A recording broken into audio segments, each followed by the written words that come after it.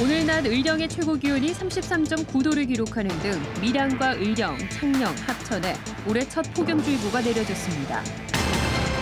큰 인명 피해를 낳을 수 있는 보복운전과 난폭운전이 끊이지 않아 260여 명이 경찰에 붙잡혔습니다. 개인 명의를 도용당해 피해를 입는 사례가 속출하고 있지만 피해 구제는 미미한 수준에 그치고 있습니다. 새 정부 출범의 경남혁신도시가 시즌2 사업을 통한 도약이 기대되지만 자치단체들이 엇박자를 내고 있습니다. 여러분 안녕하십니까? 경남 소식 전해드립니다. 올해 들어 처음으로 남부지방에 폭염주의보가 내려졌습니다. 낮 기온이 30도를 훌쩍 넘으면서 한여름 날씨를 방불케 했습니다. 오종우 기자의 보도입니다. 강하게 내리쬐는 햇볕에 여름이 성큼 다가왔습니다. 양산을 들지 않고는 서 있기조차 어려울 정도로 한낮에는 덥습니다. 32도? 그 정도 되는 것 같아요. 우리 느낌이 완전 여름 날씨 같아요. 뜨거운 햇빛을 피해 사람들은 자연스레 누각 아래 그늘로 모입니다. 폭염에 아이가 화상을 입을까 밖에 나가는 것조차 꺼려집니다. 잠깐 이렇게 밖에 있어 보니까 애 얼굴이 다 익을 것 같아가지고 집에 들어가야 되나 어떻게 해야 되나. 공연장을 찾은 시민들도 그늘막 아래 자리를 잡고 부채질로 음료로 더위를 식히기 바쁩니다. 한여름이죠. 예? 그러니까 지금 행사하는데도 엄청 힘들 겁니다. 도로 위 온도계는 30도를 쉽게 넘겼습니다. 오늘 낮 의령의 최고 기온이 33.9도를 기록하는 등 밀양과 의령, 창녕 합천에 폭염주의보가 내려졌습니다. 창원 기상대는 오는 27일까지 낮 최고 기온이 30도를 넘는 더위가 이어질 것으로 예상했습니다. 기록적인 폭염을 기록한 지난해와 같은 날 경남에도 첫 폭염주의보가 내려져 올여름 무더위를 벌써 걱정해야 할 형편입니다. KBS 뉴스 오종우입니다. 지난해 고수온 폐사로 멍게 생산량이 급감하면서 가격이 상승했고 이로 인해서 소비 위축이 문제가 됐습니다. 비빔밥용이나 젓갈과 같은 가공식품으로 판매하면서 위축된 멍게 소비 시장을 뚫고 있습니다. 보도에 손은혁 기자입니다. 멍게를 까는 숙련된 손길이 분주합니다. 본격적인 멍게 출하는 지난해보다 한 달 보름 늦었는데 끝내는 건 예년보다 더 빠를 것으로 보입니다. 멍게 생산량이 많이 준 겁니다. 지난해 남해안 고수온은 올해 멍게 생산의 직격탄이었습니다. 경남 생산량은 지난해보다 60% 줄어든 100톤에 그칠 것으로 예상됩니다. 가격이 1.5배 뛰면서 소비도 위축된 상황. 미국 수출도 47만 달러에서 1만 달러로 급감했습니다. 좀 가격이 처음부터 좀 비쌌기 때문에 소비가 좀 안 된다고 봐야지. 근데 지금은 이제 가격이 조금 내려간 상태거든요. 이 같은 어려움에 멍게 생산자들은 가공식품으로 소비의 활로를 찾고 있습니다. 젓갈과 비빔밥용 제품의 인기로 지난해보다 판매가 10배 늘었습니다.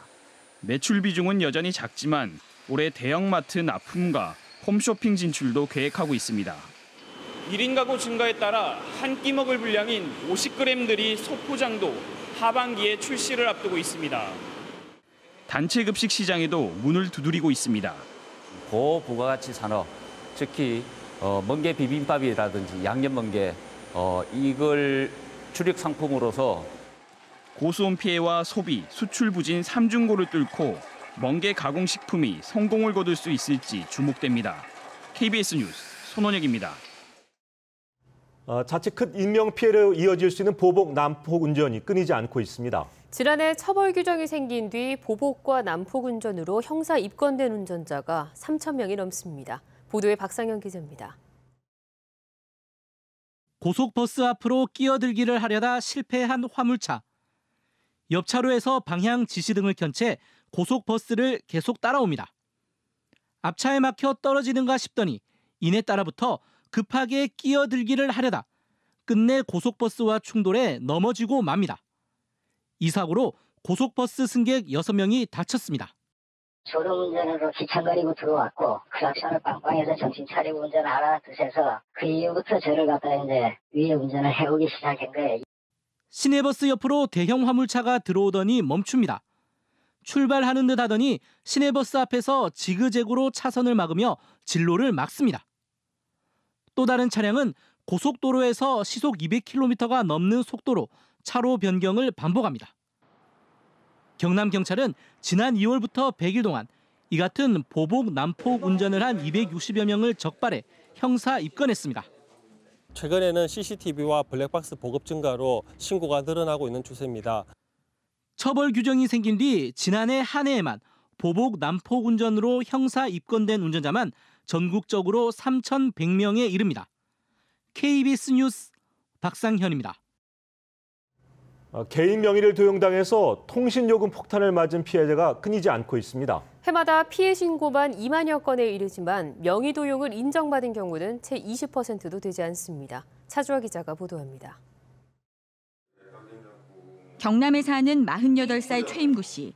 최근 한 통신사로부터 3년 동안 인터넷과 TV 요금 390여만 원이 연체됐다는 독촉장을 받았습니다. 최 씨는 해당 상품에 가입한 적이 없고 가입자 주소도 연고가 없는 전라남도로 등록돼 있다며 황당해합니다. 뒤이어 법원에서 지급 명령장을 받았고 채권 추심업체는 재산 압류를 위협하는 지경이 됐습니다. 쓰지도 않는 게 사람은 전남 주소로 돼 있고 돈을 내라 그러니 이거 사람이 한정하겠는 거예요. 그냥 신유해보 이제 한 2, 3일에 한 번씩 또 종이 날라오고. 이처럼 해마다 통신사에 신고되는 명의도용 피해는 전국적으로 2만 건 안팎에 달합니다. 하지만 명의도용이 인정된 경우는 지난 2015년 7.5%, 2014년 17.4%에 그쳤습니다. 피해자가 소송을 통해 통신사의 과실을 밝혀야 하기 때문입니다. 명백한 명의도용이 아니면은 사실상 법적으로 도움을 받을 수가 없습니다. 본인 확인 절차를 좀 더 강화하고 통신사라든지 관리 감독 기관에서는 더 철저히 감독하는. 평소 신분증과 개인정보 관리를 철저히 하고 명의도용 피해가 확인되면 즉시 경찰에 신고해야 피해를 줄일 수 있습니다. KBS 뉴스 차주아입니다. 새 정부 출범으로 혁신도시 시즌2 사업이 기대되고 있는데요. 그런데 경상남도와 진주시가 협의체를 따로 만들어 운영하면서 엇박자를 내고 있습니다. 조미령 기자가 보도합니다. 혁신도시 시즌2 사업 준비를 위해 경상남도가 서부경남 9개 시군과 11개 이전 공공기관과 꾸린 서부경남 상생발전협의회. 경남도를 중심으로 혁신도시 안착과 사회공헌활동 활성화에 힘을 모으기로 했지만 정작 혁신도시가 위치한 진주시는 빠졌습니다. 시장이 탐사한테 했거든. 공간이 없거든요. 그래 서문난 준비해서 다양한 안 하고 있었어 저기. 이틀 뒤 진주 지역 주요 기관장과 11개 이전 공공기관장으로 구성된 진주 혁신도시 기관장 협의회. 진주시는 경남도가 구성한 서부경남 상생발전협의회 취지에 볼멘 소리를 냈습니다. 진주 인근에 어떻게 다 핵심도시 공공이 다 책임질 겁니까? 진주만 기여사업하는 것만 해도 힘이 드는데. 하지만 서부경남 발전을 위한 큰 틀에서 진주시의 행보에 대한 시선은 곱지 않습니다. 서부 대개발하는 차원 하나 그 자체가 진주 혁신도시고 국가항공잠단 같은 이런 것들이 어우러져 있는 것이지 행정구역 안에 어느 기관이 있다라고 해서 지역공헌 사업을 진주만 하고 다른 도시에는 안 한다 하면은 그게 진주 소속 기관이지 무슨 대한민국의 공공기관입니까? 애꿎은 이전 공공기관들은 부르는 대로 가야 할 입장입니다. 도든 시든 좋은 취지로 협력하자는 취지라서. 서부경남 발전을 견인할 혁신도시 시즌2의 성공을 위해 모두가 힘을 합쳐야 할 시기에 각각의 입속 챙기기로 엇박자를 내면서 되레 걸림돌을 만들고 있습니다. KBS 뉴스 조미령입니다.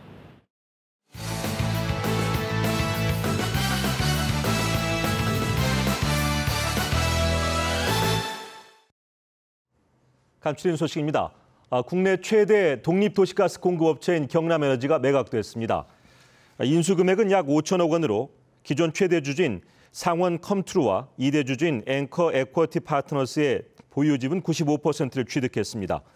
이와 관련해서 정의당 노회찬 의원은 2대 주주가 지난 2014년 750억 원을 투입해 3년 만에 1,850억 원의 투자 차익을 얻은 사모펀드의 투자 대박 사건이라고 평가했습니다.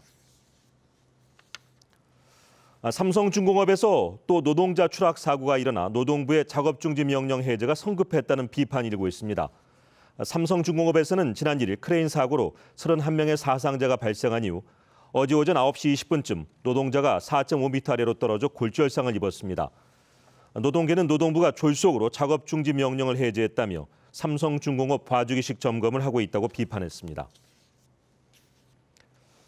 낙동강 네트워크는 오늘 경남도청에서 기자회견을 열고 대통령 공약 사항인 4대강 수질 개선과 생태 복원을 위해서 보호 상시 개방과 4대강 사업 전면 재조사 뒤 보호 철거 검토를 요구했습니다.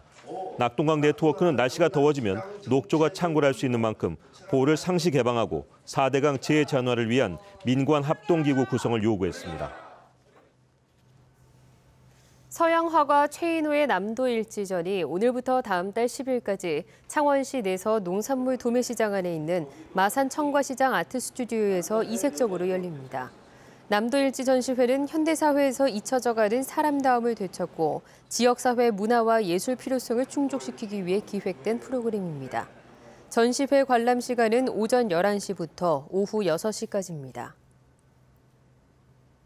경남FC가 내일 저녁 7시 경남 혁신도시 진주종합경기장에서 수원FC를 상대로 13경기 연속 무패 행진에 도전합니다. 경남은 올 시즌 12경기를 치르는 동안 9승 3무의 성적을 기록했습니다. 경남FC 김종부 감독은 최근 3연승과 무패 행진의 여파를 진주에서도 이어나가겠다고 말했습니다.